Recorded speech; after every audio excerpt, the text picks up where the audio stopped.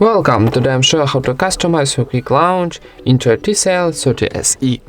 First of all, open your settings, then scroll down and find buttons and gestures option, this one. Here I choose power key option, and first option I've got quick launch camera. You can turn on or turn off this option, and power button and scroll, so activate or turn off this option. And last one, low power key menu.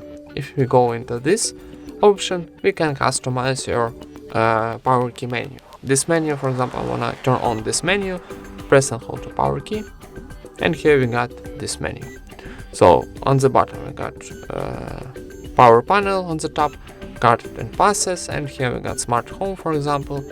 And if you got some smart home, you can customize here and add app shortcuts. So tap here and add some apps, for example, Asphalt 9.